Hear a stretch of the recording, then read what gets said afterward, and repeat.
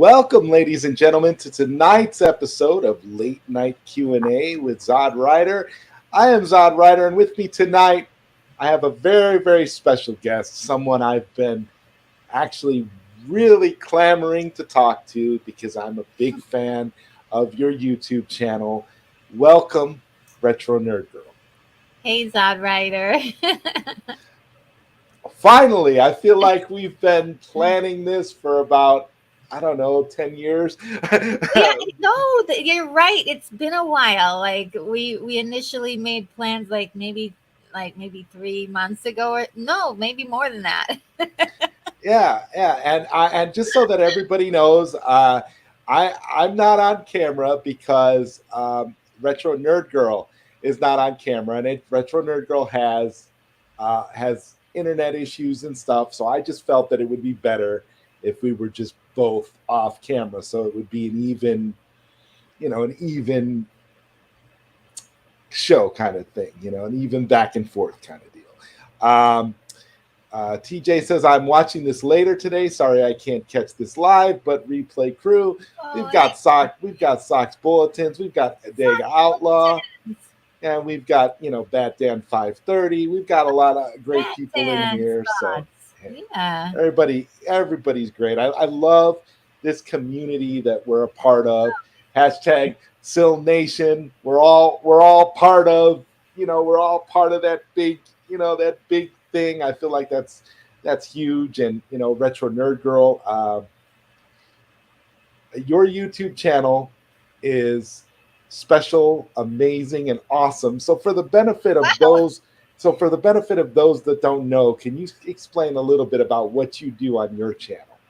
Oh, okay. My channel is I basically review a lot of older movies. Um, I'm fascinated with old movies, and so I do rather deep dives into the movies, and I talk extensively about how they were made and my feelings about all the characters, how they connect in the story, and I really do my very very best to explain why I love that particular movie so much, and I really try to do movies that I absolutely adore. If I'm not in love with a movie, most likely I won't review it because I just don't want it to become a complaint fest about what's wrong with the movie. I want to talk about movies I like and I love, so that way people can get a sense of why these movies are awesome.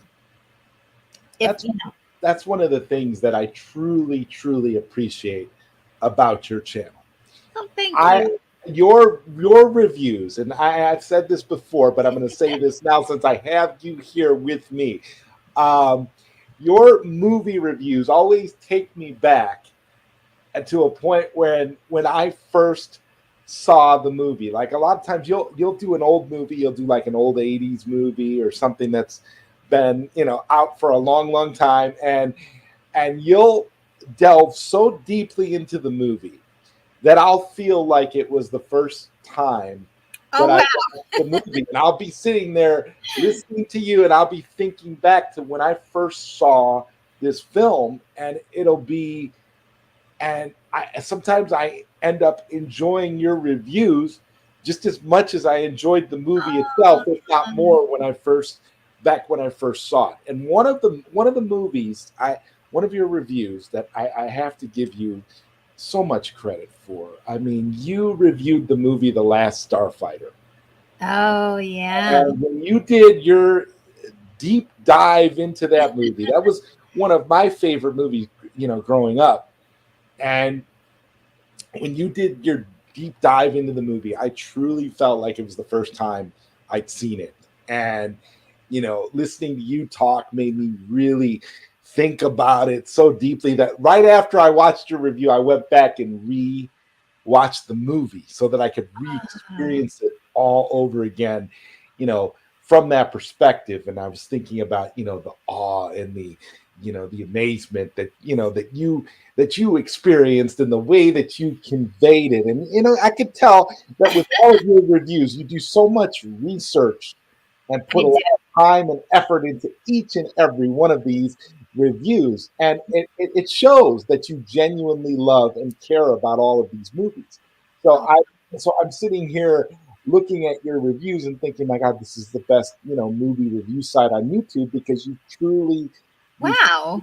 care about these movies, and Thank you. that's something very, very special. So I just have to give you your props for that, and Oh, I for thank you how so it makes me much. feel. Like, can you tell me a little bit about the process that you go through when you make your Oh, videos? yeah, the process is pretty, it's an intense process.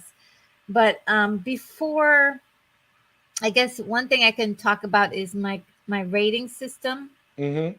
because I do have a special rating system for myself where I kind of break it into different categories that I find fascinating to me when I watch a movie. So Yeah. I thought about this for a long time, and I was like, okay, what are some things about my favorite movies that I enjoy the most? And I could come up with 7 things. And let me see if I have the list with me here. 7 things. And one is story, and the second is pacing, the challenge in the story, the empathy I have for the characters, the technical aspects of the movie, the performances that the characters that the actors are giving, and my enjoyment. And I figured that my enjoyment, it's kind of interesting, even though like all of the other factors may suck, my enjoyment is like the key to really like I can watch something that's totally terrible technically, but my enjoyment, if I enjoyed it and it made me laugh and I was, I was happy for while watching it, that was more important to me than almost everything else. So, and I think everybody else, everybody can make their own list, but that was what I came up with. And so when I considered, all of that together, I kind of put it into that's how I do my rating of my 10-point system. So enjoyment has is a larger factor, and that's 4 points, and everything else has ones that all adds up to 10 points. And so I started analyzing like all the movies that I've watched that I really love, love, love, love, love. And I put together a list of them a long time ago.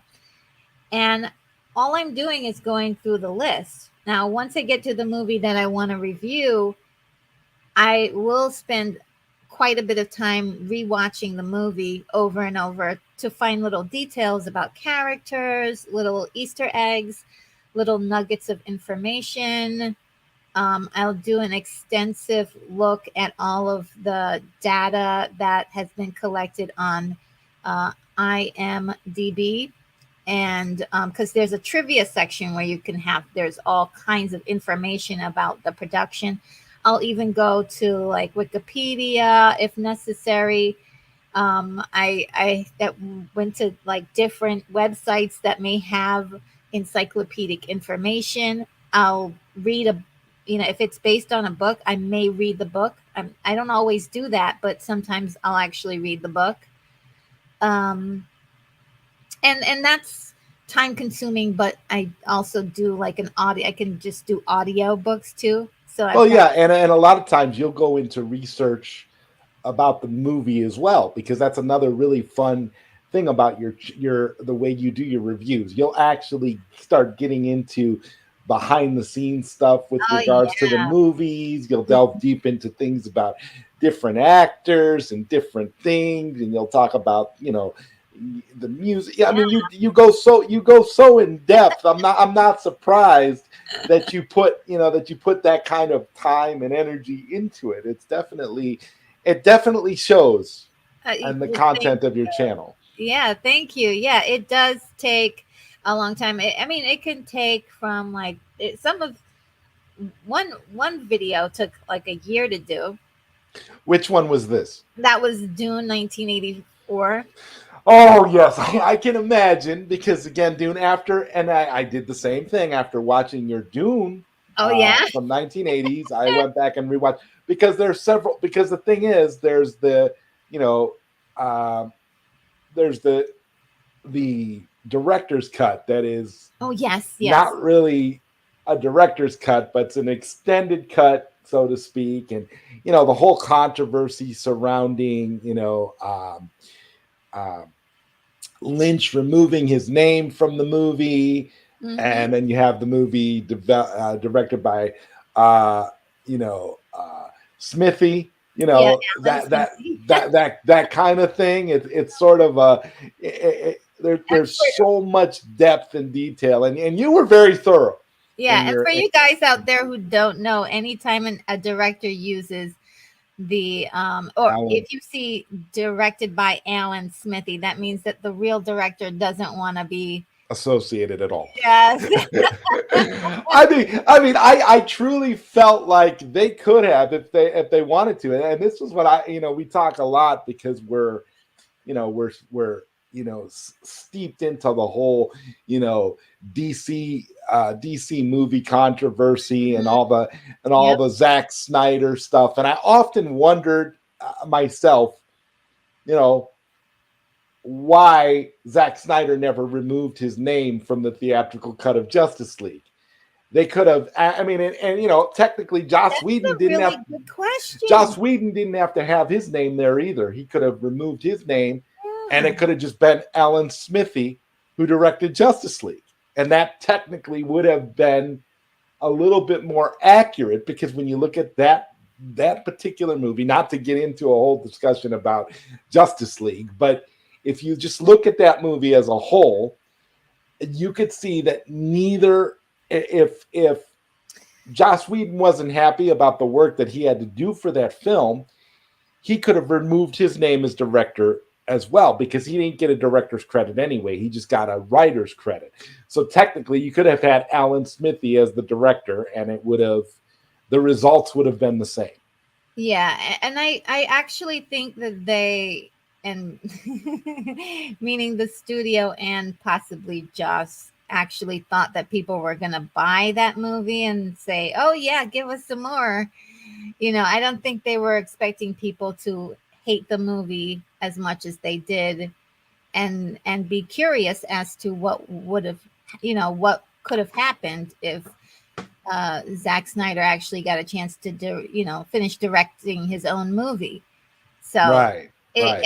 I think they thought they'd struck gold or something. Their decisions, from the decisions from Warner Media, I was very very odd at that point in time, and so yeah, I don't know. It looked like they were really happy with their product. I mean, but it was definitely inferior, and it was a train wreck.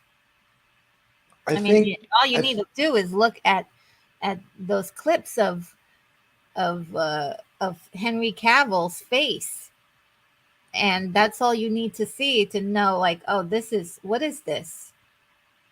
You know, Yeah, I mean that was one of my biggest hangups. How can you release a movie with I would. such Oh no, I would. poor CGI from the man that played Superman? I've always said that's like But, my biggest criticism. well, here's Above and beyond everything else that yes. I may have taken issue with, that was the main issue for me. But if you look at that movie carefully, those scenes didn't have to be in the movie, or they could have been shot from his shoulder, and you would never have seen his face.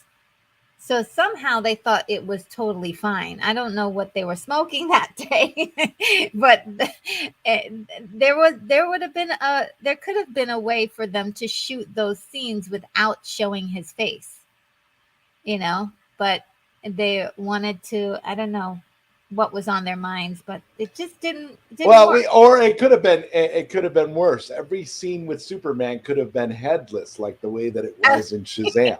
We could have just had a headless Superman doing stuff this whole time, and they could have somebody come in and post ADR and just dub some lines. They didn't even need Henry Cavill. They could have just had a Henry Cavill sound alike and just had somebody like dub the dialogue. And I mean, could you imagine Justice League without actually seeing Superman's face?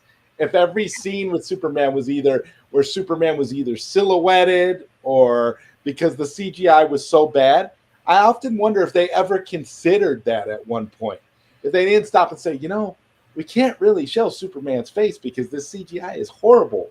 Yeah. So we got to figure out ways to do it in the shadows or silhouette his face out or whatever. And I kind of wonder because, maybe that would have been a better decision for the movie than to show his face in such a bizarro-esque way. Yeah, it's such a weird thing, but it's really interesting to see like stuff like this kind of play out in real time. Yeah. Whereas for me, with a lot of my movies, it's been like 30 years or so. So a lot of data has been collected as to what happened behind the scenes. So it's like, oh, you can get a clear picture of what happened like 30 years ago, but because things are happening kind of more recently, people aren't, willing to talk about, what's going on behind the scenes. Well, yeah, and we also live in a time period where everything is instant. Oh, we get information so much faster than we ever did. I mean, if you were alive pre the internet, it's like everything is essentially well, you didn't know. Instant gratification, instant news, instant this, instant likes, instant dislikes. Yeah. It's all the court of public opinion has become so huge as a result of what we're doing today with the internet. It's hard to believe that anything movie related can ever be kept a secret because there's just so many ways that things get leaked, so many ways that things get put out there in negative ways. And I want to just briefly catch up with the chat here before we get into some By more the way, stuff chat, here. I want to shout out to the chat. Yeah, gotta love the chat. I personally always love to shout out the chat and to read as many comments as possible. I used to read every single comment that was ever posted, and people would get on me like that and be like, Zod, that drags your show on when you read every single comment. But I do like to, give the chat their due, because without the chat, there'd be no interaction and the shows just wouldn't be as great. So Sox Bulletin has a great question here, and so I wanted you to answer this. I wonder if Retro Nerd Girl would like It's a Mad, Mad, Mad World. I have heard about that movie, but I haven't seen it. There's a lot of movies I haven't seen, so I'll have to put that on my list. You're always focusing on the movies you care about the most, though, that mean the most to you. Yes. And that's what makes it great. So since we were talking about the theatrical cut of Justice League, how many points would you give that movie from your scale on an enjoyment level? I know you don't have the the research and all the stuff that you normally do, and I'm putting you on the spot, but I know quite a bit about it, so I think it's kind of it's hard, but I usually don't give movies this low of a score, but it's probably going to be like a 6.7, and most of that is because of Zach. So it would probably get a 6.7. Well, thankfully the Snyder Cut exists, so you don't have to necessarily torture yourself on a level like that to give it a low. I mean, because you could technically do a Justice League documentary with the way that you do your. It's coming, and it would probably take you a couple of years because it's coming. You go so in depth. Yeah, that, Oh yeah, that is definitely coming. But it the act, um, Zack Snyder's Justice League was so incredible of a movie, so epic, so breathtaking, that it's going to take me a long time to figure out how to do it without it taking 5 hours, because it's, each I think you could do character. it. I think you could do it. I think you could do it in under an hour because you Okay, just well, have I'll that. I'll like your confidence, because each character has their own moment, and we're talking about six of them. And it's just like one of the most incredible films that I've seen in a long time. So it's gonna take a long time to really, peel through the layers of that movie. And I do want to get to the other ones, like I do want to get through Man of Steel, because that's another incredible film.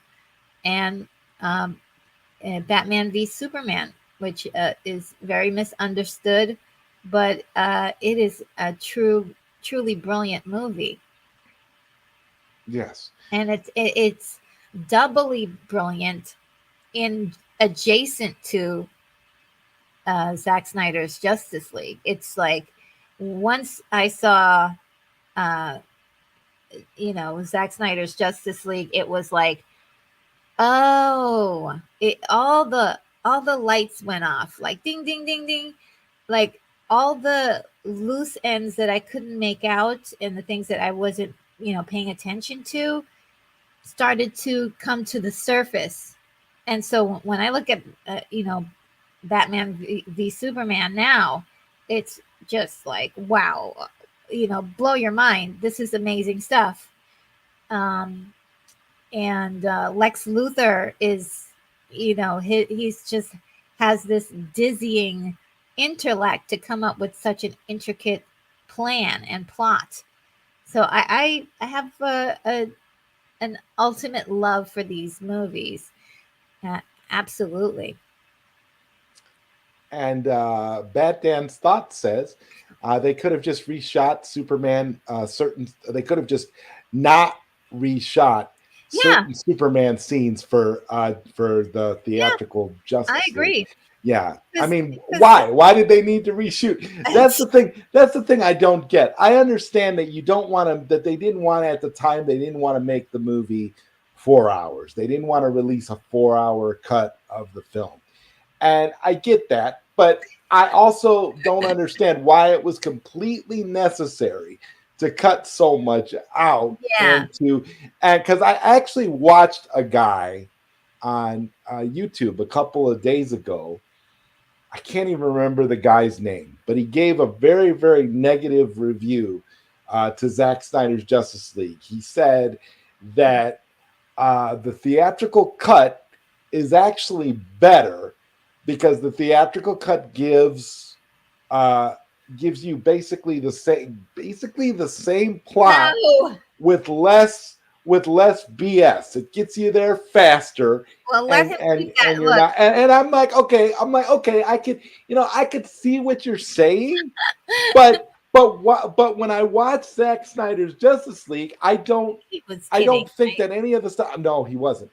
I don't get why you would cut a lot of that stuff out. I mean, and you make a great point. Like why are you cutting stuff out of a movie when you already know that this kind of stuff is epic and cool? I mean, and he pointed to a lot of scenes where in the theatrical cut, like the scene with Superman and the Flash, that's like right out of the comic books. That scene where they yeah. have their race.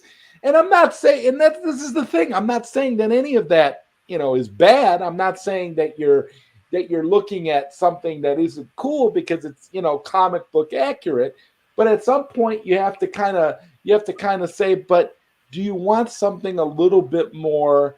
Do you want something a little bit more epic? Something with a little bit more gravitas? Because I have nothing against people that you know enjoyed the theatrical cut. Mhm. I mean, if that's what you Yeah, I like, mean, that's your thing, if that's that's, fine. yeah, But if that's what they're in. That's how they enjoy things. I, I think that's you're not. right. Right. It's like I don't have 4 hours, so I would just rather get there faster.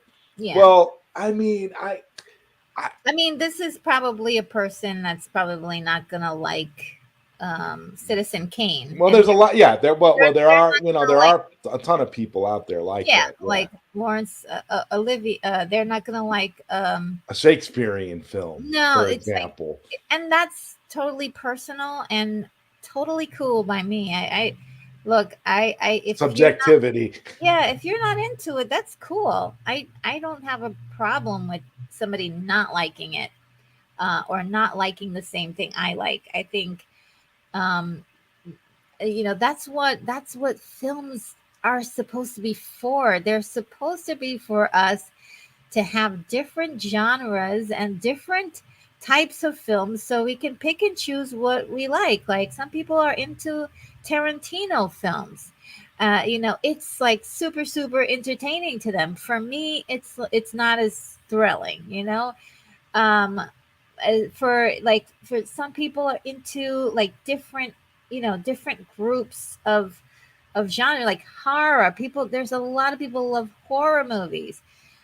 For me, it doesn't do so much for me, but show me a good sci-fi movie, stop everything, and if you do have, a sci-fi movie that has a little horror in it and a little bit of this, a little bit of that, I'm there for it. So I don't think I'm, because I like a film, other people should like it too.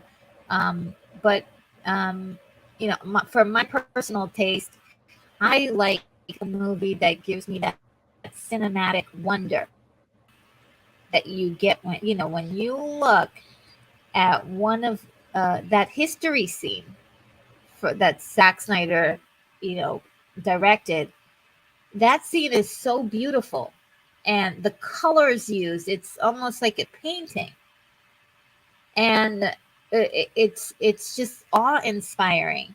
That's how I want to feel when I look at a movie, you know and none of all of that was cut out of the theatrical. The Amazon scene, okay, it was in the theatrical, but it was cut and chopped in different parts and pieces. And I feel like what Zach did to it was he made the Amazons look strong and a worthy opponent for Steppenwolf. And it also showed you like Steppenwolf was, a really formidable foe. He was a challenge for them. And I just saw the entire scene in a completely different light than the theatrical ever conveyed to me.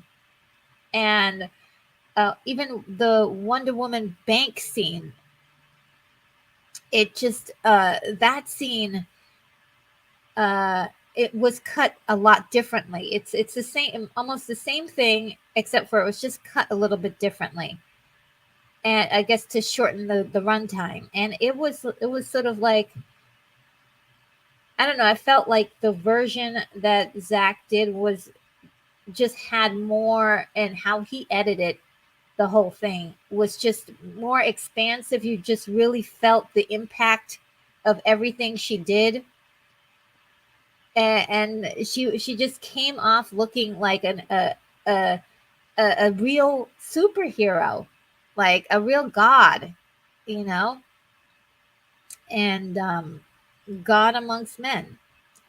And I just, he just does wonders. The music, and I actually didn't mind the music in the theatrical, but compared to Zach's version, it was just like, oh wow, this is how the scene was meant to be seen. Yes, the gravitas that you were speaking of.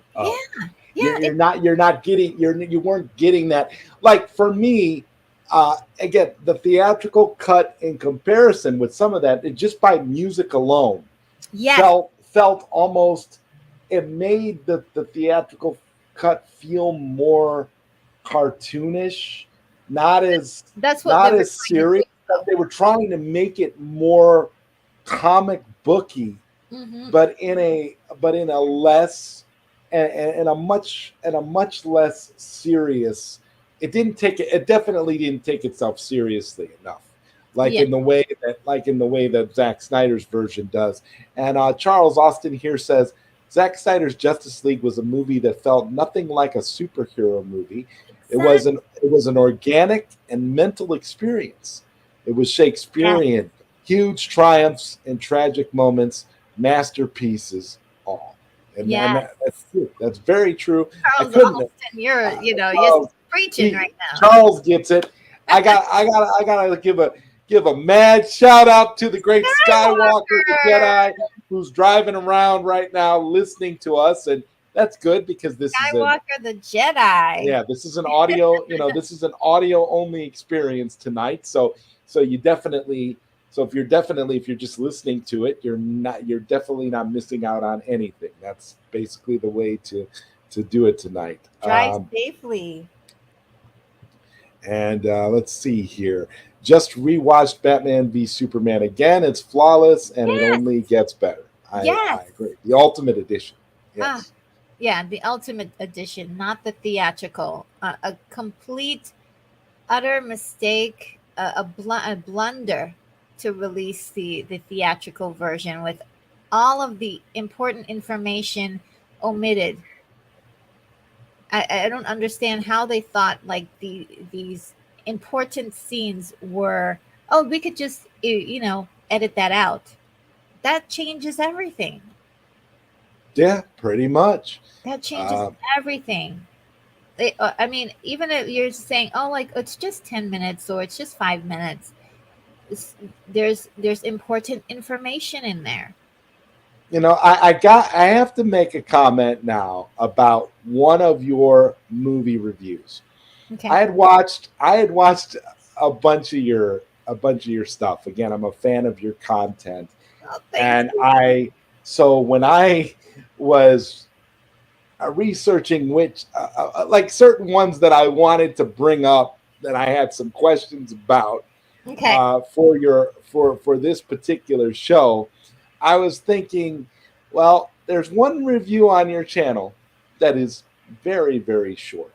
In fact, in comparison to all of your movie reviews, I think this is the shortest review. And I know you said you don't normally do negative reviews because you put a lot of time and effort and energy into your movies, a lot of research, and I kind of feel like your movie reviews are all like mini documentaries. I never look at your movie Wow. reviews and just think, oh, this is just a movie review. This is just retro giving her opinion.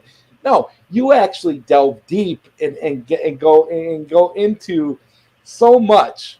So when I looked at the movie review that you did for the Dukes of Hazard from 2005, I was really surprised that was a movie that you chose to talk about because there was you.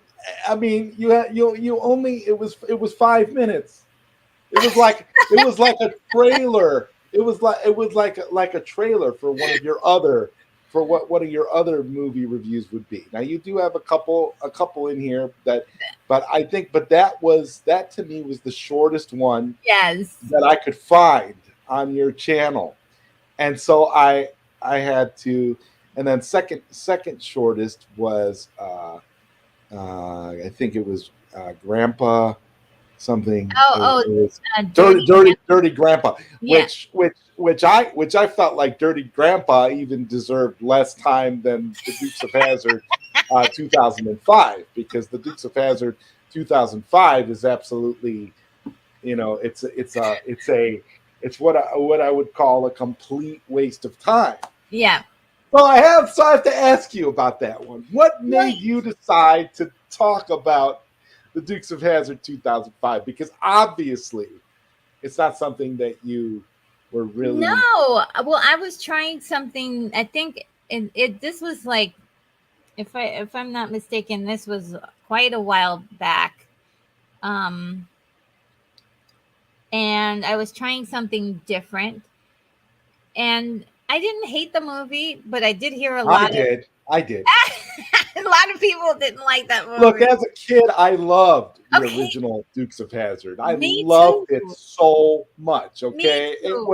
it was one of my it was one of my favorite things. I used to watch. I used to watch it with my mother on Friday nights and eat pizza.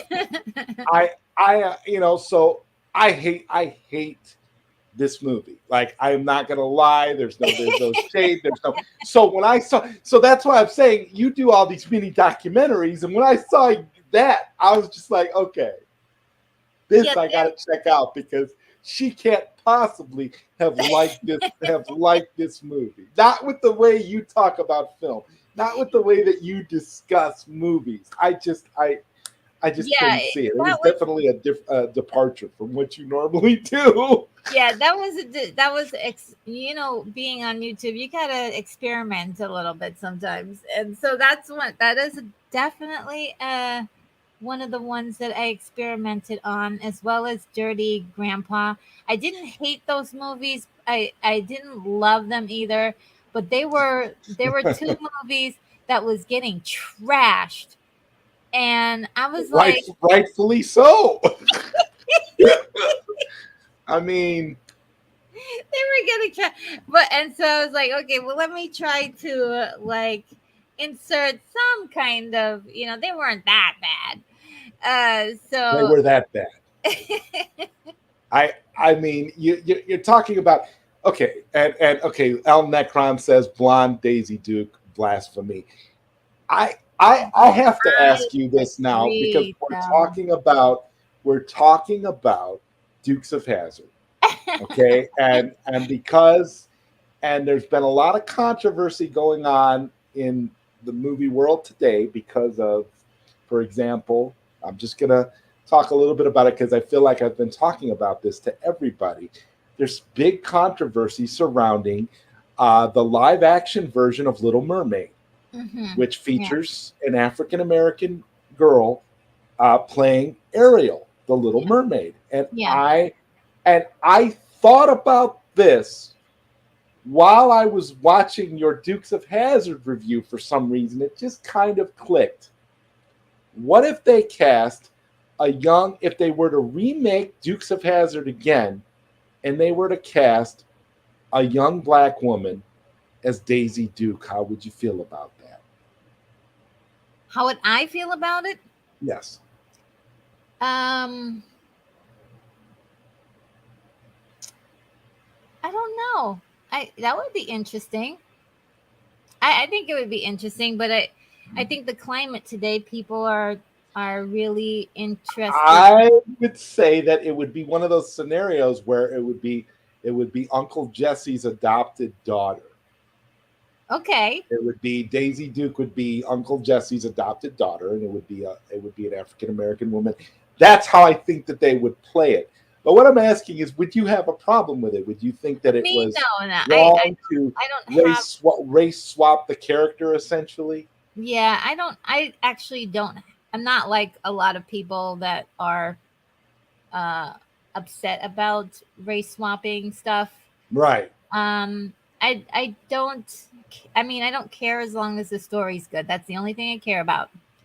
Is if the story's good, the actors are good, um, and uh, it's not a sucky production. That's how that's how I've always looked at it too. Yeah, if it's good, I've never I put a whole lot of care. stock in people complaining about race unless it's something like it's a historical figure. I mean, I Yeah, saw some people on Facebook making fun of, for example, the whole controversy with Little Mermaid, and somebody posted, and I have to admit I laughed. I thought this was hilarious. Somebody posted, the poster for the new Little Mermaid, and then somebody posted a poster for a biopic about Martin Luther King, and it had Mel Gibson on the front of the poster, and it said Mel Gibson as Martin Luther King, and it had Mel Gibson in a very serious kind of pose, like almost like you could see, and I couldn't help but laugh because I thought, well, We'll see. It works That's as a one way. comedy. What? It will work as a comedy. Right, right. If it was if it was a comedic version of the life of Martin Luther King, hilarious. okay, it would be hilarious. But if it were if it were in context and done seriously, where you would take It Martin would, Luther King and have and say, well, if we can race swap Ariel from The Little Mermaid, we can race swap Martin Luther King, and we can have Mel Gibson play Martin Luther King. I I, I don't. I mean, it's well, totally it's totally ridiculous to think about it, but these I are the kinds of comparisons people are making. That's why yeah, I'm I bringing mean it up to you. Ariel is a fictional character. Not only is she a fictional character, she is also a mythical creature. So she can look like anything, and she doesn't even have to have. I mean, she could have green skin. I don't think it's not important to me, but I know it's important to other people. I think they're feel as if um their image of what they thought Ariel was has now changed. Because I kind of felt like that when Battlestar Galactica came out, the new version. Even though, I mean, because Oh, I was You're talking about Starbuck. not just Starbuck, but Boomer too. Ah, Boomer was swapped, yeah. and so it not only that, the entire premise in the whole um the tone of Battlestar Galactica, the original, was completely changed into something more serious and dark, and it was fantastic. Um, I loved it. At first I was sort of like, "Where's my Battlestar Galactica?" But it was changed, and I gave it a chance, and I loved it. And everybody who's seen the new Battlestar Galactica has said, "Oh wow, this is really good stuff." So I think the ultimate thing here is the product going to be good? And to be honest, The Little Mermaid may have some challenges because of the ink. They call it the uncanny valley because a lot of the animals that are going to be around her are going to look real, but they are going to talk. So, like Flounder is going to look like a real fish, a flounder, and he's going to talk. So that might be a little odd. It might be a little strange. So if they can pull off like everything else in the story, and I know that this girl's voice is incredible. So this could be if they've handled all the uncanny valley stuff, the production's actually good, the story's strong, because they are going to tamper with the story a little bit because that's what they've been Oh doing. yeah. They have. Well, look what they did with Pinocchio. Oh Personally, God. the remake. Let's talk a little bit about the Pinocchio remake right now. From a visual perspective, it looked pretty good, right? It looked Yeah, it looks good. pretty awesome. But then they changed key elements of the Pinocchio story, and the ending was kind of wishy washy. So I have to wonder why they did that. Why they didn't just straight up adapt Pinocchio as it was. It would have been a big hit, and I people don't wouldn't be know if this complaining is about it. me, but you're breaking up a little bit. I don't know if this is me or Oh, am I breaking up a little? Can you hear just me a little better just can now? hear like every other word. I'm sorry. I don't know what's going on either. Oh no, you're clear now. What? That's weird. That was weird. That was strange. All right, But say everything you just said over again. okay, no. What I was saying, it was about the about the whole Pinocchio thing. Why Okay. they changed the ending and created all this controversy when there didn't need to be any controversy. That's where my problem with all this stuff is. It's almost like It's now they're mhm. doing things more for shock value than anything else, and essentially it's like if you're making change, almost like what they're doing, and I think the mistakes they're making are based off of making changes for the sake of making changes. Yeah, and it's okay. This is my version. I'm gonna put my stamp on it. And Right. honestly, there was a reason why uh these fairy tales, which is where they stole all this material from, is held up so long, is because it is it it there's something timeless about the story that my generation and the next generation and the next generation can all bond from this one story we all heard as children. But you can't bond with something that keeps changing all the time. Like Cinderella is going to start her own business.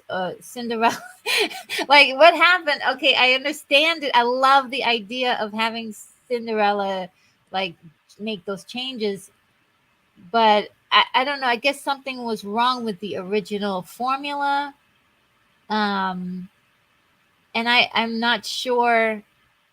I'm trying to be open minded about it because I'm not sure if I'm just not getting it. If it's an age difference or it's a generation difference, like that's what people want. They want um, these characters to have a different kind of outcome. Like Pinocchio doesn't become a real boy. He stays uh, a doll, or he stays a Right, puppet. that was the But his controversy. right, yeah, I mean, which is like, why does he not turn into a real boy? Right, Um, it derails the entire journey. Like there's no point whatsoever. Like yeah. the whole point was that he becomes a real boy, right? To show that dreams and wishes can come true. Was that not the point of the entire Well, story? What was the point now? if you notice, I don't think they sung the whole that you know uh, uh, Right, that song right. that talks about the wishes. They Yeah, don't sing it all the way through. right. I think that's No, because they were like, oh yeah, forget about wishes and dreams, which right, is right. like F your no. wishes, F your dreams. We're moving on now. He's real. We got other things to promote around here. Yes, he's a And I'm real boy. still confused. I don't know what they were doing. Well, he's a real boy in our hearts. I mean, please, we need like real writers to get in there and like deliver the magic again. Kids love magic and they love that kind of stuff. I mean, imagine being a kid watching that movie and like at the end, what happened, mom? Dad, what happened? Did he become a real boy? I don't know. Like, yes, maybe. It just Yeah, takes yeah, away from the maybe. Like use your imagination. It's almost like they're saying, I don't wanna offend you, so yeah, we'll I, let the audience decide whether or not he becomes a little boy or not. yeah. It's I mean, up to you. it's almost like the writers were like, "Oh, we're clocking out at 5, so you figure it out yourself." Right. Pizza time. That's what it felt like to me. We're clocking out. It's over. Um, Oh my God. I couldn't agree more. That's exactly what I was talking about. And the thing is, I've heard a lot of arguments with regards to the Little Mermaid where they're saying, well, they've already got a darker skin or a black mermaid in the little mermaid. There's a darker little mermaid that could have been portrayed. Why didn't they just make a musical about that mermaid? I think her name's Adela, if I'm not mistaken. yeah, And I mean that's I, cool, but I, I mean, I mean, I I don't. thought I about it, but I mean, was honestly, I think like, well, it doesn't matter. yeah. I mean, it just does. To me, I think the movie is already done, so just I mean, it's not like they're casting. They've already filmed the movie. It's Right, already done. right, Just right. like they're going to do it again, so they will recast again. They will cast another person again for the same movie. So um Absolutely. yeah, they are going to do it again. This is not the they're just going to go through their slate of all the Disney animated movies that they've ever done. Then they're going to just do them all back over again. Well, uh, Snow White and the Seven Dwarfs is coming out. They're doing yeah, the live action version of that. So yeah, I'm looking yeah. forward to that, and it shouldn't it shouldn't cause any problems controversially. Actually think it's all of this is going to age pretty poorly in like 10 years. Maybe even it might be even more, but it'll I noticed that this kind of conversation, like, I get it. Like, I don't want to see them race swap Clark Kent. Like, that's for sure. I'm like, that's I'd like to see Clark Kent be who he is, and they they can accentuate some of the other characters. But I don't exactly have a problem. If they did, I wouldn't be in the streets yelling and screaming if somebody said, "Okay, well, the next."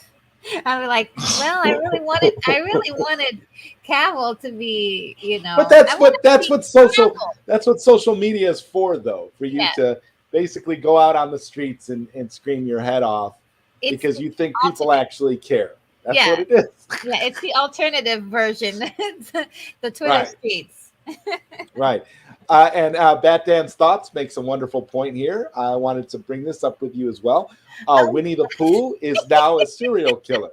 yeah. What's your view on that, Retro Nerd Girl? I To me, I think that's very creative. You know, not what I was used to, not what I'm used to, but it's definitely creative. You got to give him credit for being creative there. I want a Care Bears movie like that. Oh, That's what I'm looking forward to. I've seen a that would few be really. images. I've seen a few images online with these angry, badass looking Care Bears Oh boy. going out and like just ravaging people like a Mortal Kombat type thing. I'm living for that movie for the Care Oh my Bears god. for the Or Care Bears Bloody Revenge in the Orchard. That's what I'm waiting for. Like that movie it's got to happen. It's got to come out. you could kind of do it like Killer Clowns from Outer Space. Yeah, yeah. They're kind of just go buck wild in some small town. Now I like that stuff. That's being creative, and it would be really cool if they did that same kind of concept of like the Little Mermaid, but make her a Make it dark and monster. gritty. Say that again. Make it dark and gritty. Yeah, make her a sea monster, but she doesn't know she is a sea monster. So she's like, She thinks she's a beautiful mermaid. yeah, she thinks she's a beautiful. Well, she is a beautiful mermaid, but then she transforms into, and by moonlight, and she turns into this monster that Kind can of like that devour. movie. Okay, like that Disney movie. Think about this, for example, that Disney movie Turning Red. You remember that? Did you watch that movie? No, Oh, okay. Well, never mind then. I what is it? I was hoping Now I'm you curious. would get the it was on Disney. It's called Turning Red. There was a little bit of controversy surrounding it, but I don't know. You have to watch it, and we'll have to talk about it once you've seen it. Because now I don't. I it derails my point. I can't bring it up now. But it would have worked in connection with your idea of the Little Mermaid Okay. turning into a sea monster. Oh, that would I be think it so would have worked. I cool. think it would have worked out. I think it would have worked out in connection to that with my point. Sorry about that one. I just automatically assumed you saw Turning Red. I'm Oh so no, sorry. I'm Sorry for curious making that about it assumption. now. Yeah, I got to see it now. I'm just, hey. Uh, Hugo Allen Stevens, what's up? Hugo says hi, Hi, Zod. Hugo. Just woke up and YouTube told me you were still live. Sorry, I've been MIA from the community. Miss you and everyone. Thought it best to drop by and say I'm still alive. Ciao for now. Great to see you. Very great to see you, Hugo. You know, it's always cool having you in the chat, and you know it's always fun having you on panels too. So I hope you're doing well, man. Great to see you. And Charles Austin says, no, we don't need to race swap Clark Kent. We have Velzad, and then Yeah, Hugo chimes in with and Calvin Ellis. And we yeah, do. And yeah. that's the point that a lot of people are making about the Little Mermaid. You Okay. have a mermaid that could have been represented in that way, and she could have gotten her own musical without necessarily race swapping the lead character, which is what a lot of people are saying. But then again, there's a lot of other crazy stuff and crazy nonsense going on. For me, it doesn't bother me at all. I No, don't it have a doesn't bother problem me with either. it with the Little Mermaid. It's not a big deal for me. I'll still see the movie. I'm excited. Yeah. I think I think I think Halle Bailey is going to do a great job. She has a fantastic singing Oh voice. wow, she's so I mean, talented. she looks beautiful. She's very talented. I don't get all of this stuff. People being hung up on these types of little details when in Yeah, actuality the movie is probably going to be. Hopefully, the movie will be better than what Disney did with Pinocchio. yeah, and I would love for them to just. There was a criticism about her hair color, not being red Yeah, enough. but she's in the water. If they're being realistic, her hair isn't going to be that perfect Red. shade of red because you're Mhm. in the water and you're in the weeds and you're in the so your hair would be more. I would argue that her hair is more accurately represented to what she would actually be if she were in the water like that. Yeah, You I know, have no idea. I don't know. And also, you know, I just think it. If there's a small thing that they could do, maybe that. But I maybe redden up her hair. but I, but if they did also, um, I don't know. There was also a complaint that it was too dark too. Like it was like there wasn't a lot of light. But she's all the way down there in the deep part of the ocean. It can't be that light down there, you know. So that's kind of a hard one to fix. yeah, I think so. It's a hard one to fix, but when you think about it, you think about what part of the equator that the mermaids come from. I would think that a mermaid would have darker skin anyway. Just saying. Oh, because you're saying like they're closer to the equator, like in the Bahamas, and Yeah, yeah. I'm thinking about geography here. oh, Like you're I didn't even think like, of that. why would the mermaid? How would the mermaid be fair skinned like that? The mermaid's going to have darker skin if it's more realistic based on where the mermaids would come from. But hey, I know people are just it just boggles my mind. I'm just like Well,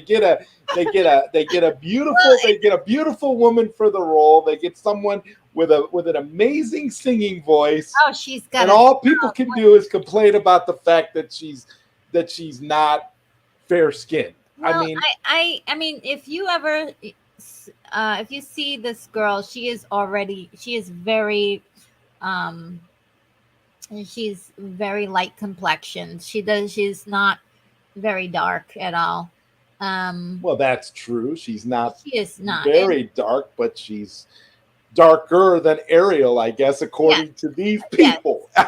and I really feel bad for her because it's gotta hurt to put in your to see your performance, and then someone like puts another person's face on top of yours, you know, and Oh that, yeah, that would mess me up. I'm looking And at that technology they use to basically deep fake her out. yeah, You that's Is that horrible. what you're referring to? Yeah, Because that's I just couldn't terrible. believe that. I hope that this isn't the case, but apparently this is something that China is legit going to do for the release of this movie. Well, that's just terrible. And there's actually people out there saying, "Oh well, we're going to watch the Chinese version because we want to see the white version of Ariel." And that just bothers me because it's like you're not going to give this you're not going to give this girl a chance to Yeah. show you what she can do as an actress. You're not going to give her a chance to play a part that she earned because you're hung up on skin color. Yeah, and there are I so many, race swap characters that people have grown to love. And, you know, all you have to do is give them a chance, see what they're doing first before you make those comments. Before you say, oh, it's a terrible production, before you complain about the actress, see her performance first, for crying out loud. If you don't like it, then you have the option of always, always watching the original Little Mermaid that came out in the 90s. And you can also see all of the many other versions of the Little Mermaid that's ever been created. Because there's a lot. There's a lot. Disney was not the only one who created. Uh, That's very true. There was a Little Mermaid movie that came out a couple years ago yeah. that told this really weird story about some guy falling in love with the mermaid, but not knowing that the mermaid was real, and it had some weird subplot about some little girl believing in mermaids or something. It was a weird take on the Oh, material, but yeah, I remember that movie, but I didn't see it. There's a couple others, and the original, I mean, if you really want to know, gosh, there's so much. Disney has got this movie made, but they also changed the story around quite a bit, because there is no happy ending for Ariel in the originally written material. right. And that was because Hans Christian Andersen um, was using it to um, describe or create a story based on his own personal feelings, because he was in love with another man that didn't really reciprocate, and he was the Little Mermaid in the situation. So it's kind of an interesting story. I should maybe we I should was do this. thinking, and this is just my take on it. I was thinking if they really wanted to be controversial with the Little Mermaid and they really wanted to throw people off, they could have made Ariel a transgender character, and that really would have would have broke the internet in more ways than one. People are Outward. complaining so much right now just because Ariel is slightly darker than she was in the cartoon, Yeah. but like Yeah, like slightly darker. slightly She's darker. very, very light complexioned. I'm gonna start doing the hashtag slightly darker. Hey, Savage Bat. What's up, Savage Bat? Good to see you, brother. And so shameless plug on Saturdays. Every Saturday, you'll be able to catch me and Savage Bat over on Savage Bat's channel for the Bat and the Kryptonian. Oh, is that starting tomorrow? That is starting on Saturday. Yeah, that's actually yeah. Wow. Okay, I'm gonna try to make it So for that. that's gonna be fire. That's gonna be something that we're gonna be doing all the time. Oh, But shameless plug, had to throw that in there because Savage Bat is in the chat. And that should be fun. Necron says, honestly, Disney El shouldn't Necron. pivot to China. Here's the thing about China, though, Necron. Nobody tells China what to do. So even if we don't give the movie, if Disney doesn't give the movie to China, there's nothing stopping China from taking the movie and altering it in ways that they want for their audience. That's what they do. So I'm looking at it like, regardless. So all the people that are complaining about Ariel being slightly darker will have the Chinese version to watch, where she's as white and as pasty as she was in the original cartoon. That's uh, there's your balance, I guess. So what'll be more popular, the Chinese version or the one that's going to be in theaters? Uh, I I don't care. Exactly. I'm gonna watch the one in theaters, and Yeah. I'm gonna see it in theaters too. It's like, are you kidding me? I'm gonna go watch it. It looks pretty awesome. That Well, first teaser trailer was beautiful as far as I'm concerned. here's the thing that I think a lot of people who are upset don't understand, and or even people who are angry at this whole thing. Little kids are, when they see these movies, they don't care. They're like, "Oh my god, it's a real mermaid. Look. This is all magical for them." This is Yes. They don't care if she's black or not, but they were showing some video of little black girls who were watching, uh, Yes, I saw that. It was and I amazing. cried when I I saw thought, oh my God, I'm their with you reaction. 100%. I thought it was one of the most transformative things. Yeah, It was so they, it was so empowering to see yeah, they were getting super excited, and it was a beautiful, beautiful moment. And I'm with you 100%, and yeah, that's why I'm saying I'm 100% behind this movie. I think yeah. this I movie think is going to be wonderful. I think I think it's, you'll have to tell me. I won't be able to. If I can make it to see it in theaters, I will try my best. But I think, it is. I'm praying and hoping that it's a good movie, because I always root for the underdog. I don't know. I think that Yeah, of course. So I mean, what have we learned from the Snyder cut? Okay, yeah. just Yeah, I saying. always root for the underdog. I mean, people are talking bad about this movie, and let's pray that this movie is good. And if that they're making changes, if they need to make some changes, okay, make it. But it's really important for young kids to like see magical stories again. Absolutely. I don't care that what color the characters are. I think that is the reason why the swaps happen anyway. They're supposed to show us that it doesn't matter the color of someone's skin. It That's true. matters if these talented people can act and they're doing a great job. Historical characters, I say, should be true, and then for every fictional characters, go at it. And I think it's more impressive for me, like that a child gets to see gets to have that feeling that we had when we first saw The Little Mermaid, Sure. but Sure. not have mommy and daddy or the uncle and so on and so forth complain about it to death before they get to see it. Like, you know what Exactly. I It's mean? like these little girls that were blown away and on profound levels by the Little Oh, Mermaid trailer yeah. are are thankfully not on Twitter listening to all these people that have nothing better to do complain about Ariel's skin color.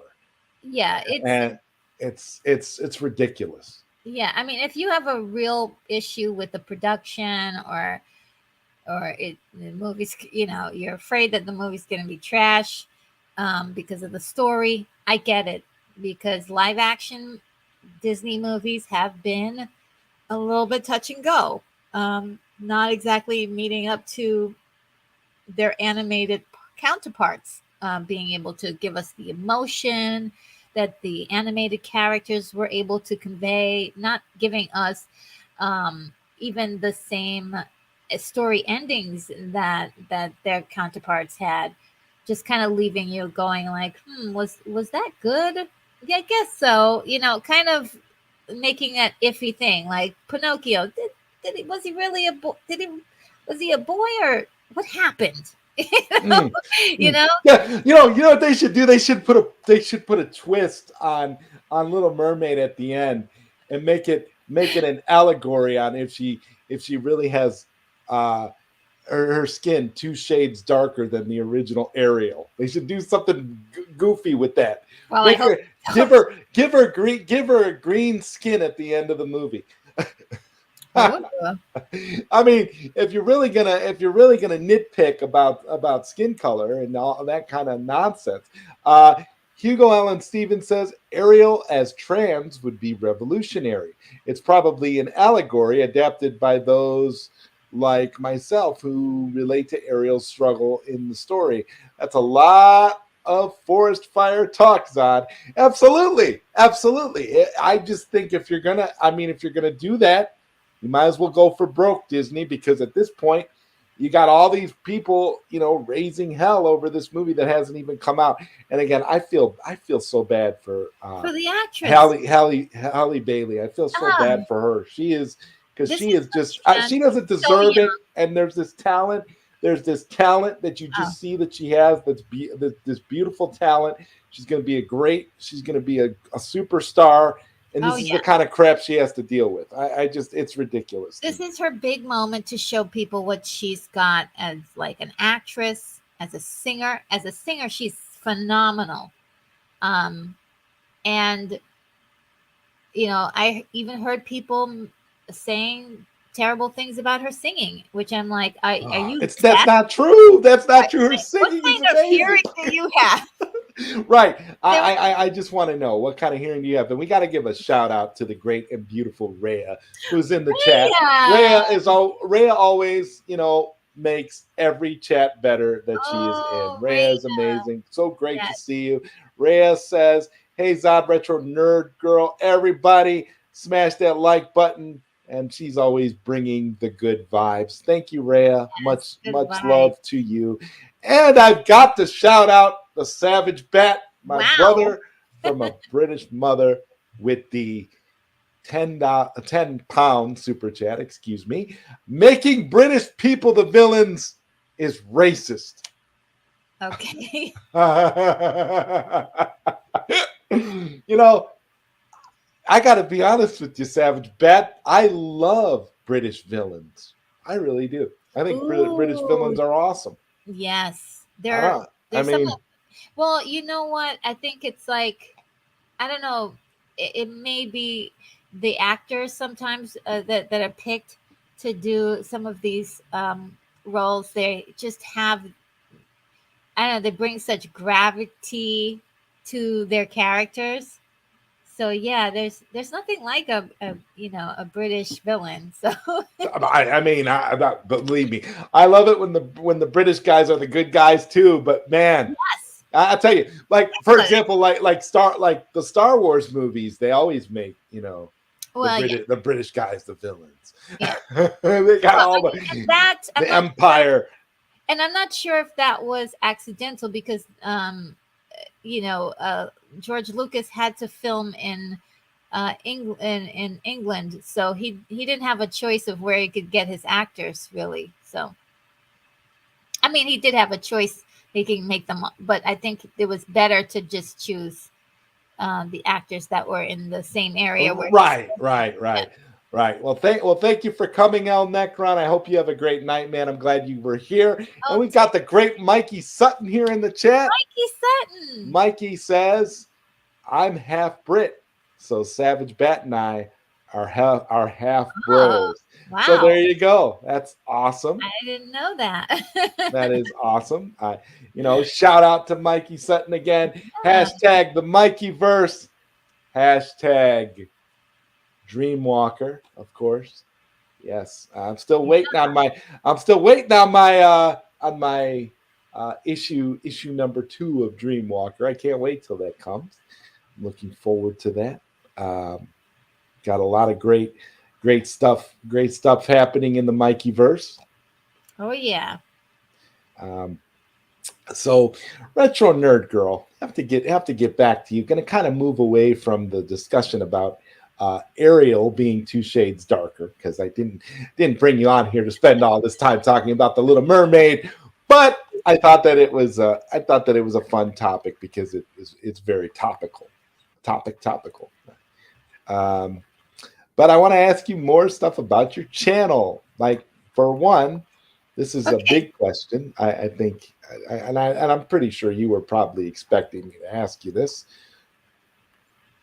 But what is your favorite review that you've done on your channel? Because you've reviewed Oh, tons of films. okay. My favorite. This is gonna be tough. Okay. Um, can I pick three? Well, I just want to know the one that out of all of, if okay, let me word it another way, because that was kind of generic of me, so I apologize. But Okay. let me word it a different way. If you had to delete all of the videos No. on your channel and you can only have one movie review representative of you as a person, which one would you keep? Oh boy. Okay. Then that would be my. Well, yeah, that would be my Metropolis review. Um, I'm Metropolis. not surprised to hear that at all, to be honest with you. Yeah, that That's one. That's a very special movie. 1929. Excellent, excellent movie. excellent. I agree. Um, just innovative, inspiring, inspired all the great sci-fi movies, and I it. mean, Metropolis even got an anime remake. Yeah, So I've never seen that, and I promised myself I was going to see it. It it it always like it's always been in my mind, like, okay, yeah, I got to go see that. I got to see that movie, and I have to see it. okay, well, when you see Metropolis, I would like to have you back on and Mm, have you and I do a discussion about the original Metropolis and the anime Metropolis, okay. because I really think that you and I could go really in depth on that. Ooh, I okay. love I love the fact that you brought up the original Metropolis Okay. as being that review. That makes me happy. That's awesome. I had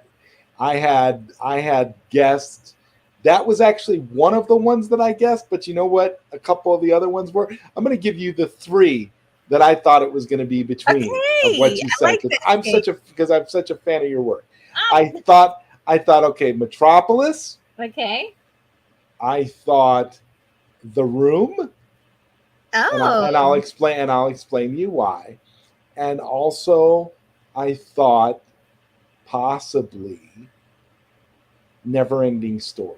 oh, Those were the three movie reviews that you did that I thought would be out of all of the ones that you had, if you had to. But interesting. Yeah. Metropolis was. It doesn't Yeah. surprise me that it was Metropolis, Yeah. because by the way, Disney is remaking Neverending Story on that note as Oh well, no. and I'm scared that they're doing that, Oh, because come for me, I on. was not a fan of any of the sequels. No. I gave Neverending Story 2 a pass because I thought, but I didn't really enjoy it all that much. And then they did, like, I think they did like 3 and 4, and it was just like, what are they doing with this?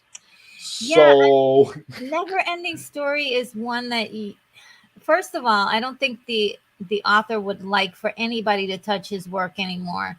But he's gone now. But the book is different it's so from the different. movie, and the Yeah. book is so epic. Oh We're yeah. talking about, okay. Here's the thing, and again, I'm glad we're having this discussion, because Oh because again, uh, Never Ending Story is another. one of those things Yeah. that if it was ever adapted properly, people would be blown away. Oh yeah. Oh yeah. I think if you did Neverending Story, um, I would try to stick to the book as closely as possible, because there are so many waves of subtle things that are going on in that story that you don't find out until the very end. And it's beautiful. It's like the relationships, the subtle, um, like the subtle nuances that are describing this mental journey, if you will. It's just it has to be done exactly like the book. I believe that he had um, a very cinematic way of looking at the characters, and I know for the movie was totally different from the book, and I love that movie. I do too. And this is where I am at. I love the movie, Yeah, but the book. it's I'll give you guys a compare. oh I'll give you a comparison. I'll give you guys a comparison. Zack Snyder's Justice League and the theatrical cut of yes, Justice League. no, but There's your difference. It's can I so really say, because the movie is like actually saying something completely different than the book, but it's saying like really good messages. It's like seriously giving you story and intensity that a lot of movies don't do. I mean, it talked about so many layers of mental health concerning Sebastian and what he was going through with the loss of his mother. yes, And it was yes. it was gorgeous. And I loved it. You couldn't have done it the way it was done in the book for just one movie, because that book is really, like, I would say, it, honestly, two movies, and maybe if you were really good, maybe three movies.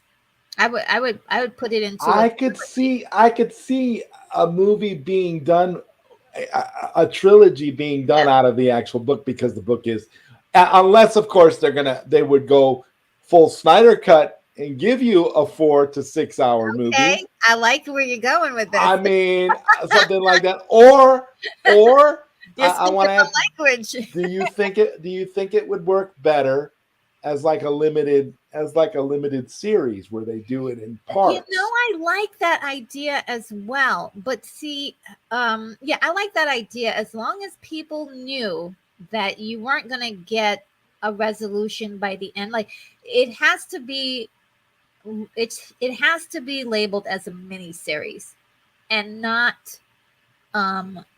sort of like, this is a full series. This is a mini series. So people will know, like, you're going to get, 2 hours of three different sections of this movie. It's all together. And because people get upset when they can't uh, get to the end of something right away, right? So you can't leave people hanging for too long. Like, oh, there was no resolution at the end of this. People need like a resolution of some kind in order to get to the next chapter of your your book, or your trilogy. So there has to be like a definite place where you can say, like, okay, the triumph is here, and now we're moving into the next section. and Exactly.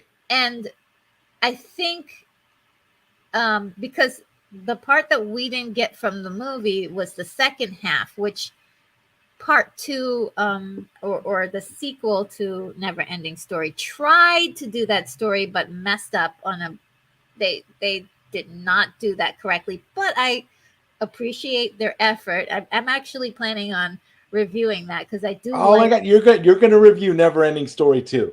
Yeah, because there is actually some Okay. because of what it how it connects to the book. That's what I'm planning. It's not going to be anytime soon. It'll be maybe a couple of years from now. Not right now, but I eventually will, because there is some juicy information that is in the movie that is from the book, like taken right out of the book.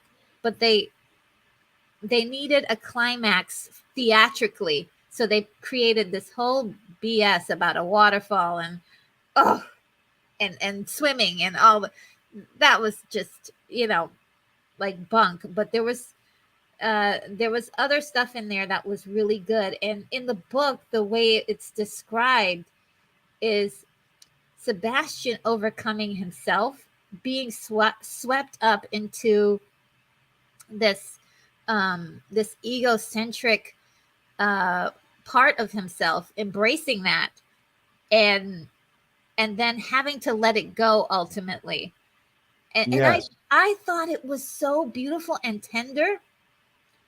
And then when he got back home to his father, when he finally got back home to his father, it was the way they worked out their problems was just like, oh my god, this is the whole purpose of this story, is to work out these differences that this father and son is having with each other.